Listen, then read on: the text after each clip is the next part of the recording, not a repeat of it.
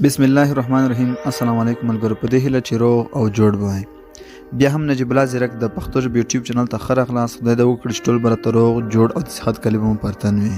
ملګرو په دې ویډیو کې تاسو ته زه داسې طریقه ښایم چې د هغې په واسطه تاسو وکولی شئ په خپل MTN سمې کارت یا اریبا سمې کارت کې تاسو وکولی شئ 6 GB انټرنیټ او 1100 دقیقې فری فعالې کړئ.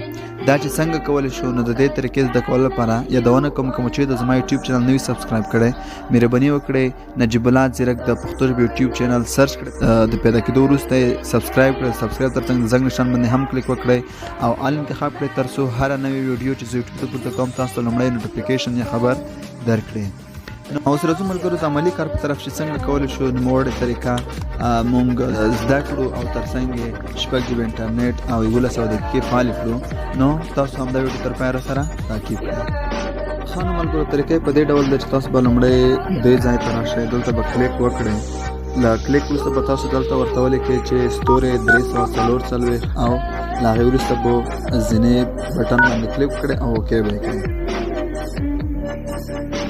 له اوکې کولو وروسته به تاسو ته یو منیو راخلاص چې دلته تاسو 12 اپشنې لرئ. نو تاسو به لومړی اپشن MTN واو انتخاب کړئ او یا به ورته ولیکئ سینډ به یې کړئ او له دې وروسته به تاسو ته بیا هم یو منیو راخلاص دلته تاسو ته 4 اپشن درکوي چې روزمره بنډل غواړئ، هفتوار غواړئ او که میاشتنی. نو زه ورته وایم چې میاشتنی بنډل. د میاشتنی بنډل لپاره به 3 ورته ولیکئ او سینډ به یې کړئ.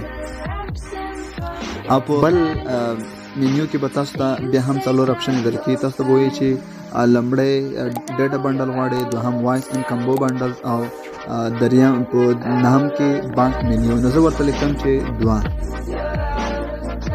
نو دلته ملګرو تاسو اوس دغه د خپلې ګورئ چې تاسو ته یو اپشن درکړ. دغه اپشن چې تاسو کوم ګورئ ټو اکټیویټ 6,044 MB او پلس 11 منټه.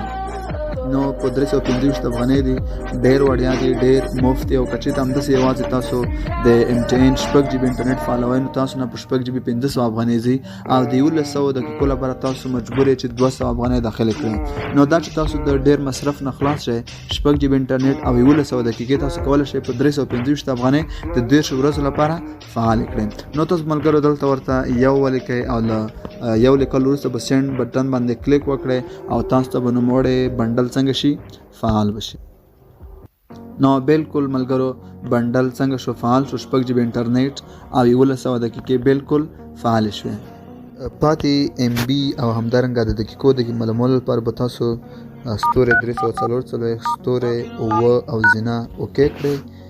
له هغې وروسته به تاسو ته مکمل پاکیج او پاتې MB همدارنګه دقیقې به تاسو ټولې څنګه شي ښکاره شي.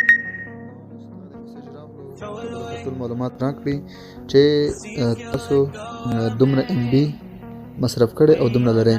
نو دلته تاسو ملګرو کسئ چې 6,040 MB مونږ لرو او 1100 دقیقې مونږ تاسو په خپل پاکیج کې لرو.